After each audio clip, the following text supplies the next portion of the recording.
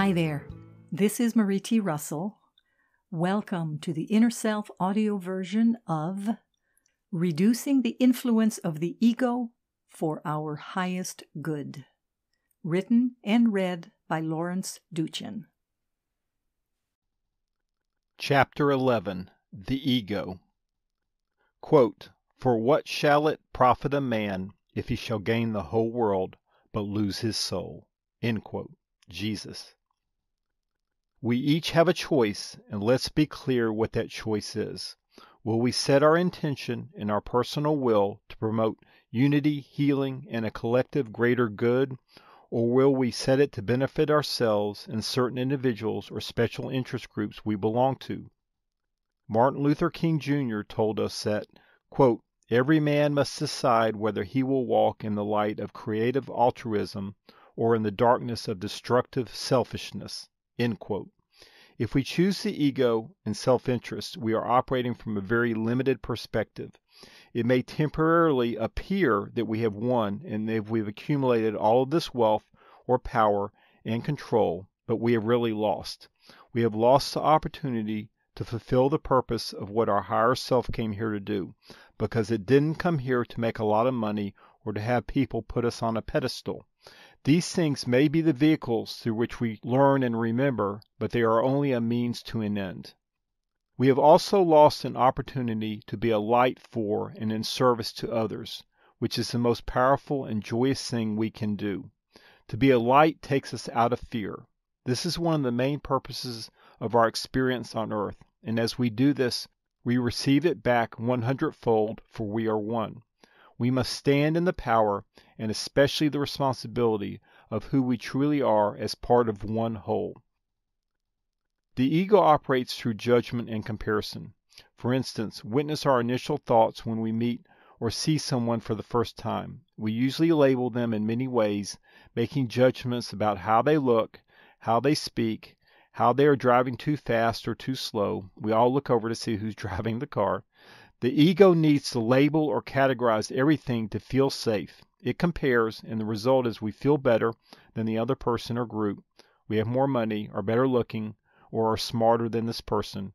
Or we feel worse, telling ourselves, quote, "My body is fat compared to her body," end quote. In unity, everything is equal. We appreciate differences while knowing they are only an appearance.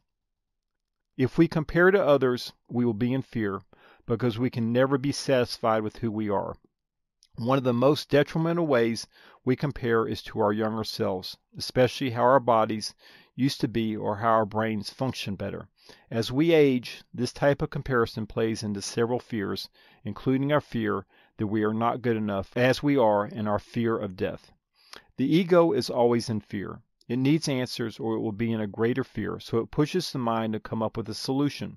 This is one of the reasons we continually stay in our thoughts. The ego also feeds itself on grievances.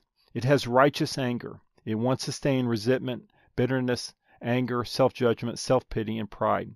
Watch your thoughts, since the ego is always looking for something to judge or worry about.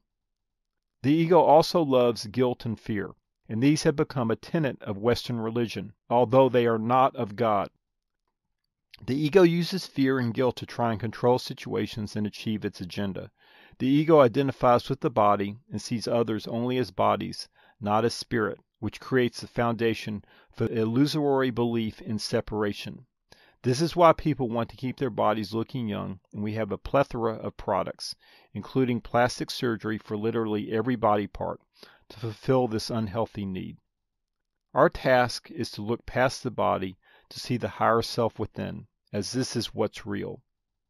Our spirit rests in perfect peace and certainty, needing nothing additional. The ego is always looking for the next thing to satisfy it. This is a fruitless search, for there is no goal that satisfies it, and we will never find happiness in this way. Thus, billionaires want to accumulate more wealth, pro athletes more awards, professionals more recognition, and addicts more drugs. This is one of the reasons few take time to become still and know themselves at a deeper level.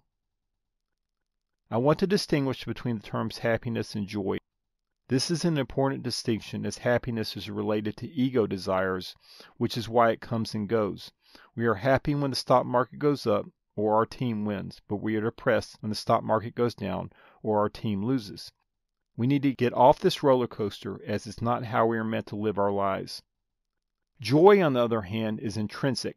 We can reach a place where we feel it all the time, even under difficult life circumstances.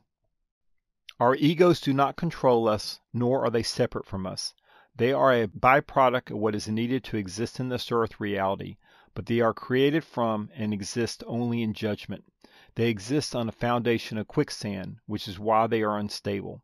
Most of us let the ego drive our lives, instead of being guided by the diamond within. For a long time I thought I had to overcome my ego to reach the spiritual ideals I wanted to operate within, and I judged myself when I didn't feel I was meeting my standards. But it was my ego judging my ego, since our spirit does not judge. When we let go of the false, our spirit naturally comes to the forefront of our consciousness. Our spirit is eternal, and its foundation is a rock. If we feel depressed, anxious, or fearful all the time, it's because we see our identity solely as ego-based, which is a scary and unstable place to be.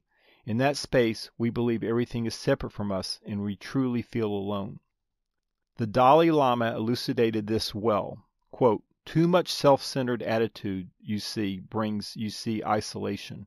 Result, loneliness, fear, anger. The extreme self-centered attitude is the source of suffering."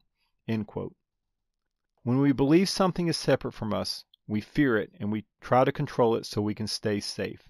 This is collectively playing out in an extreme way in the appearance of the world, which has been descending into chaos and insanity as it comprises many people who are fearful, greedy, and abusive of power. Business is just the aggregate of all of the individual egos of its employees. As the energetic head of the business, if the CEO is highly ego-centered, then the business will also reflect this, as there will be a culture of fear and lack of integrity. It will gather and hoard as much resources as it can and treat employees and suppliers as chattel. If the CEO or owner comes from more of a unity perspective, then the business will reflect this. Each of us is being asked to reduce the influence of the ego to see in a one-hearted way. We are being asked to live from an open heart, raising our understanding so that we can fulfill the role we are meant to play in order to help the world. We do this with forgiveness, as we are presented opportunity after opportunity to practice this. We have to want and actively work to reduce the ego's influence by forgiving, apologizing, taking responsibility, admitting we are not right, wanting to be happy instead of right, releasing bitterness and resentment, not speaking when we are angry, and by not blaming and letting our emotions overcome us. This can be hard at times, but we have to summon our will and push through it. A strong mind is highly praised in Western society, and rightfully so, but it has to be balanced with the heart and inner guidance. This is rare. A vast majority of people are making decisions from an unconscious place, which means the decisions are often not aligned with their inner truth and thus are meaningless. The greatest thing we can understand is that we don't understand anything. This opens us up to receive higher guidance, as we are now operating from humility. Humility is the ego's opposite. Don't be afraid of not knowing. We have to first be willing to not know before we can receive guidance. Then we will have all of the answers we need, and they will be for our highest good as well as the highest good of everyone that is affected by our decisions. When we operate solely through the lens of the ego, we are self-centered, looking solely at what we can acquire. When we are centered in our higher selves, we are self-centered, always looking at what we can give. Helen Keller instructed us, quote, "No one has the right to consume happiness without producing it," end quote. We are not trying to crush the ego. Like everything, it's a part of the whole. Our goal is to reduce its influence and to hear its voice as just a small part of us instead of as the only voice. When we are in a state of flow, the ego's logical mind becomes like a hammer that is picked up when needed and then put down. Decisions are made from a higher place within us, and then we use the thinking mind to figure out the logistics which are needed to implement the decision. Main takeaway: the ego operates solely from fear and has its own agenda, which is not one that serves our highest good.